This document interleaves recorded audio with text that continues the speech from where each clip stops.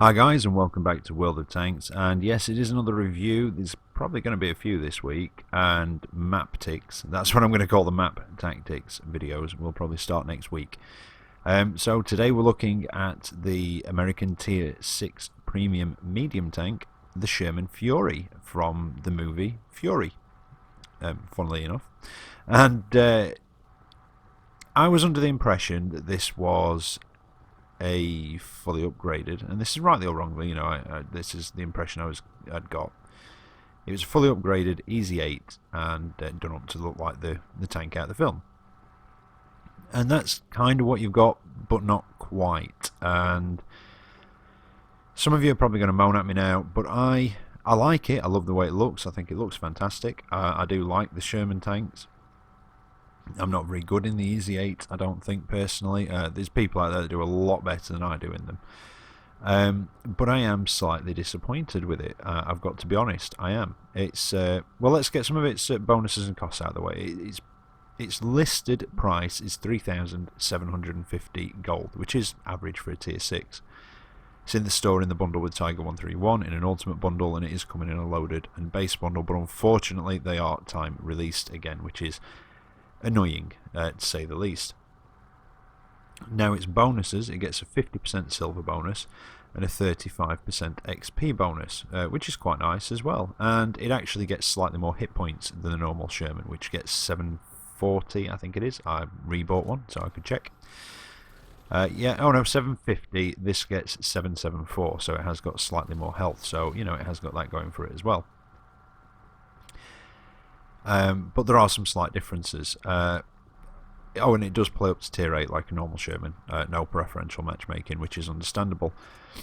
Now, it gets the same size engine. It gets the same gun, 76mm M1A2. Rate of fire, 18.18, which is exactly the same as the normal Sherman, as is everything else about the gun. Penetration on your standard ammunition, your armor piercing, are 128mm, with an average 115 damage. 177 for premium, which I think are, I want to say HVAP. I'm not entirely sure what that stands for, so I do apologise. I actually thought they were APCR and only just found out a few minutes ago that it wasn't, and it was called, I think, HVAP, but I'll check anyway. 115 damage again, and then your HE are 38 and 185. Aiming time is 2.3 seconds, and accuracy is 0.40. Now, the aiming time is not bad for the tier. The accuracy, I feel, isn't brilliant for the tier personally, and I think I said that when I reviewed the Easy 8 as well.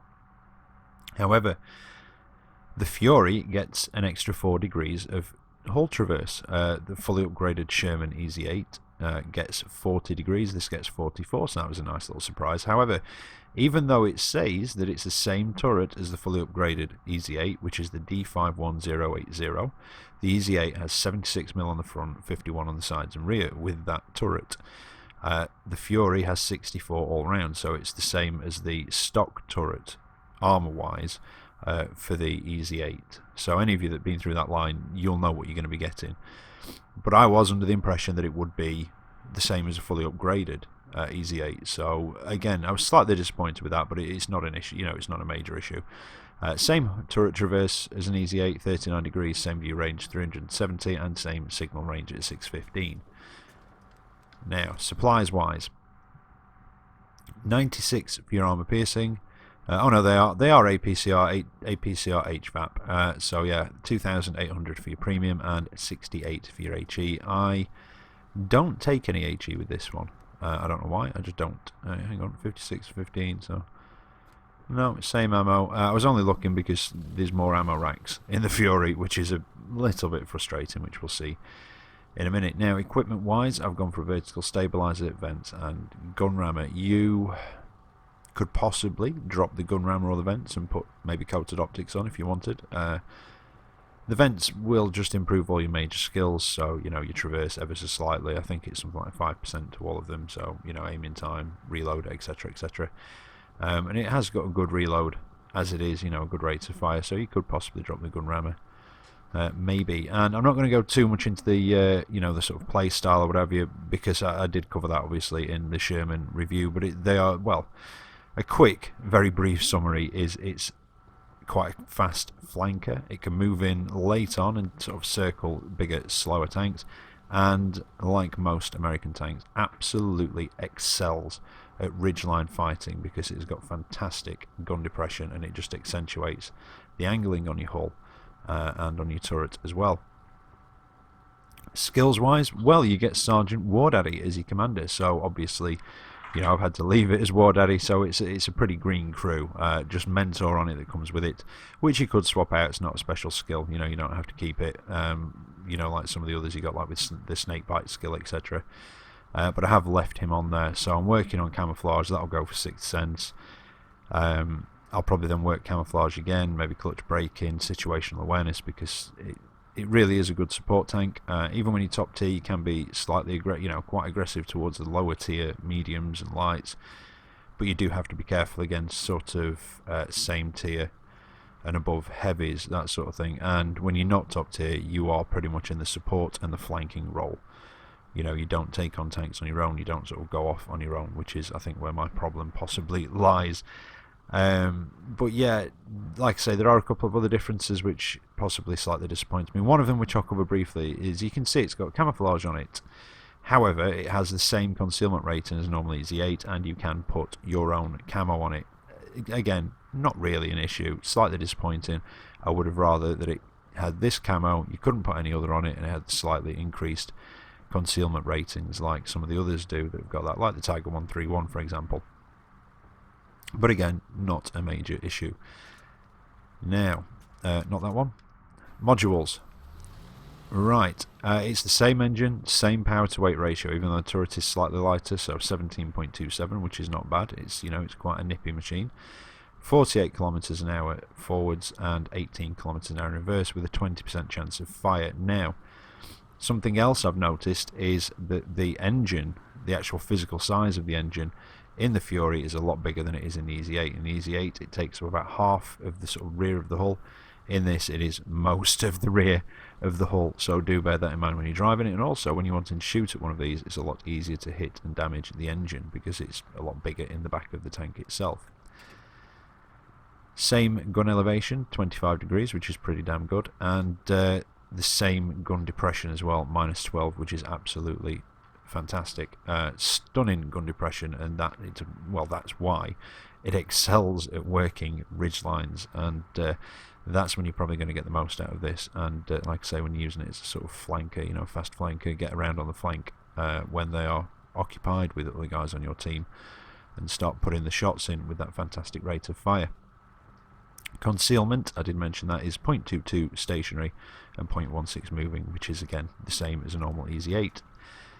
Now the tracks, we've already said that it's 4 degrees faster on the hull traverse. Now on the EZ8 the tracks are a solid block, but you'll see on Fury there are gaps in there, and they're basically in between the suspension springs and arms. So if you want to shoot at one of these and try and get through the tracks, that's where you want to be aiming for, sort of in the gaps between the suspension. But its terrain resistances are slightly better than a normal EZ8 as well. So they're 0.09, 1 and 1.5. I think on the EZ8 it's 1, 1.1 and 1.6 or 7, something like that. So, you know, that again was a slightly nice surprise that it's got slightly improved terrain resistances. Turret, well, we all know where that is. Radio is in the back of the turret, in the bump like it is on the normal one. Ammunition blocks, well, they are different, and there are more. On the EZ8, the ammunition block to the rear of the tank, as we're looking at it there, there's basically that one there and one on the other side of the tank in the same place. But you'll notice here there is another one to the right of it. There is also one in the base of the hull, and the one on the left, instead of it being towards the rear of the turret, is actually towards the front. So it does have a couple of extra ammo blocks in there. And if you're wanting to do the ammo rack and try and pop his turret, then it's the right hand side of the tank you want to be going for. That's the sort of best spot. But if you haven't got it, well, just in the hull, just above the tracks towards the front of the turret, and fingers crossed you might be able to take that turret off. And the crew, well, here we are. You've got the driver, and well, in the movie it's the assistant gunner, but I would imagine he's probably going to be standing into the radio operator, although would have to reach very far.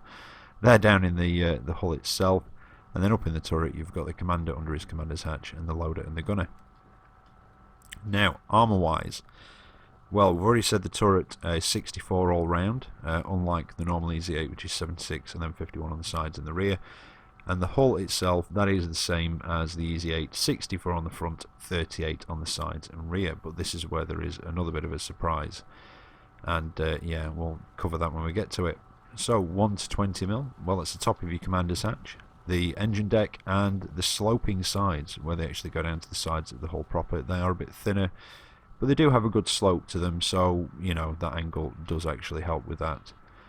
21 to 30, well, it's a very small strip at the back of the tank, right down at the base of the sort of back of it, and then a small patch towards the front of the hull floor there. 31 to 50, well, it's just behind the gun mantle on the top of the turret, the commander's hatch itself. The sort of edges of the gun mantle, they fall into that bracket, as does what I'd probably call the front deck, where you've got the driver's hatch and the assistant driver's hatch. And then the sides of the hull itself fall into that bracket. They are supposed to be 38, as is the rear, and it pretty much looks like it is. But so does the turret ring as well. Although, sorry, I don't know if that is the turret ring. No, that's a collar just protecting the turret ring. Now, on the normal Easy 8, this bit at the front, in between the two drive wheels there at the front of the tracks, that bit falls into the 91 to 120 bracket for the armour. It's one of the thickest parts on the tank. And on the Fury, unfortunately, it's in the 31 to 50mm bracket, so that was a bit of a disappointment for me. 51 to 70, well, the front and the turret is supposed to be 64, and it appears that basically that's what it is. The turret is just all round the same, and so are the edges, well, the sides of the gun mantle, as is the upper glacis. And then you get to 71 to 90, which is the rest of the gun mantle, the flat plate of it. That small piece right at the base of the lower glacis there, just in between the front drive wheels as well. And then 91 to 120, you get that small strip right where the upper and lower glacis meet, and that's the only part that falls into that bracket. Remember, on the Easy 8 it's a big chunk there. Now, because of that, because that bit is a bit thinner, I was also slightly disappointed that the logs on the side don't act as a small amount of spaced armour wherever the logs are. And I think that although it looks fantastic, you know, it looks just like it did in the earlier part of the film when they're setting out, I just feel like maybe Wargaming had been a little bit lazy with it, and it could have, like I say, just had those tracks as those logs, sorry, as spaced armour, just to give it that something a little bit more unique or special. I mean, that's the purpose that they're supposed to serve in the movie, is a bit of extra spaced armour on the side. So I am quite disappointed that they don't act as it on this. But apart from that, I do quite like it. Like I say, I'm not particularly good in it. There are people out there that are a lot better in Shermans than I am. I do tend to be. I think it's, looking at the replays I've chosen, I think I choose to be a bit too aggressive too early on in the match, and I should sit back a bit more, but I just find that difficult sometimes. But yeah, anyway, let's get into the actual games and see how it handles. Right, so here we are for the first of the replays, Tier 6 match. Not many Tier 6s either. It's steps and a standard battle. And when I say I'm not very good in this, yeah, I'm not particularly. So don't expect anything too stunning from these matches. I do a lot better in the M4. I don't know what it is about the Easy 8. I don't do very well in the normal one. I do a bit better than this. You know, I'm alright in it, but not brilliant. But with this one, I mean, I have got my worst win rate in this tank, and I'm not talking by a couple of percent, I'm talking by a lot, like way worse than any of my other win rates on any of my other tanks that I've ever had. So that kind of gives you a bit of an indication. Whether I've just been having particularly bad luck today, I really don't know. But I do make well, I've been making a couple of questionable decisions. And like I said in the garage, part of that, I think, you know, looking back at these replays, is possibly a bit too aggressive, a bit too early on, and you know, should stay back maybe a little bit more. And I think part of it, possibly, when I've been going through the replays, picking them, was that and I've stopped doing this in the last couple of games, but that I was playing it, and I know this is going to sound stupid, like an Easy 8. And it's like, well, that's what it is. Well, yes, it is, but your lower glacis, or what I'm assuming would be possibly, if they're the drive wheels, maybe the differential cover, possibly, I don't know. But anyway, on an Easy 8, that falls into the 91 to 120mm bracket. On this, was it the 31 to 50 or the 51 to whatever?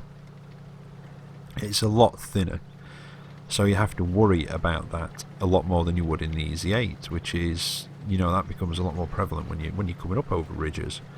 Sometimes, even with 12 degrees, you won't quite have the gun depression, and as you come up and over, they will hit you in that. And I think, wasn't it showing as even thinner than the upper glacis? So, even if you come up against lower tier things, whereas in the Easy 8, if they were bouncing off your upper glacis, they definitely bounce off that, and you could sit there and give them a beating. But in this, if they bounce off your upper glacis, there's a good chance that they might be able to pen you on your lower one, on that bit in between the front drive wheels. So you do have to be more aware of that, I've found. There's probably people out there with Furies that completely disagree with me. I've seen quite a few of them, over the last couple of days, and some of them have done very, very well. And also, with the difference in armour on the front of the turret, again, it's not much. What's this, 64? That's 76. It's not a massive amount, but it kind of is when it's, down at these lower tiers. You can't quite bounce on the front of your turret like an Easy 8 could. There's certain things that you come up against as you, like I was there, just coming up over a ridge or an embankment or something, and you're just showing your turret, even angled, and there's a few things that you think when you're in the Easy 8, yeah, that'll bounce. The gun mantle's quite good, it's angled, turret's angled, that'll bounce. Yeah, in this, not as much. Yes, you do bounce stuff off your turret, but yeah, you can't bounce as much as you can in the Easy 8. So I think that might be part of the problem, that I've just been treating it as an Easy 8, and it is slightly different from those the small difference in the turret armour and the sort of fairly major one in that lower glacis one. And I know it sounds like I'm having a bit of a downer on this, but I'm not really. I'm just being honest with you. These are the issues that this tank has, compared to the normal Easy 8. And there we go, nice little victory. I think that was yesterday or the day before. 16th. 2 days ago. But yeah, that was my first game in the Fury, and it was quite a nice one. 1,142 damage, 1,200 assisted, and a little bit of blocked. 74,000 silver made. So yeah, quite nice. Quite happy with that one. But yeah, it's... So yeah, I mean, it kind of summarising while it's going through this, it is very, very similar to the Easy 8, but there are those sort of couple of key differences in the armour, which does mean that, I don't know, in my opinion, you have to play it slightly differently. You might disagree with me, and again, that's fine. I just, this is what I've found, and you might try playing it different to the Easy 8 and think, no, you're talking crap. And play it exactly like the Easy 8 and do fantastic in it. But yeah, anyway, there you go. Here we are for the second one. It's Thiepval Ridge. Another tier 6 match, I think it is. And yeah, standard battle again. Now, I was hoping to bring you some tier 7 or tier 8 footage with this, but unfortunately I have failed miserably, because I did do absolutely rubbish in them. In fact, I think the best one I did was a tier 8 match, and I came 5th, I think. Or possibly it was a tier 7, I came 4th, something like that, but it wasn't particularly stunning. So that's why you've got these ones. But again, it kind of shows what it can and can't do. It shows its speed. The extra hull traverse is nice on it. The improvement in the ground resistances, even though it's only very small. Again, it's a nice feature. One of its better points. But the obvious comparison, is the Easy 8. That's what it is. So that's why I've sort of compared it to that. But I'm going to try and do a bit better in this round, and Well, I've come along the north towards the east. There's a couple of places over here that tanks with very good gun depression can do quite well. This is one of them, and you do have to be careful, obviously, of the hill over there with the farmhouse or the house on it, whatever you want to, whatever it is, because they do have obviously the height advantage on you. So if they do see you, you've got to be careful where you place yourself on this embankment, because there are places where you'll pull back and, you know, if they were on the flat with you, they wouldn't be able to hit you, but because they're up there, they can still get you. Now I managed to get a few hits on that Achilles. He's not looking too healthy, and now that Hellcat's gone, got a couple of hits there. I'm going to pull back. I don't trust that hill. The Achilles, oh, there you go. He might have been killed actually, but there's normally quite a few of them on that hill, so I'm being quite wary of it. Been caught out a few times where I've thought, no, there's nothing up there, or there's nothing left up there, and gone to go across, and yeah, just got caught in the open and punished severely.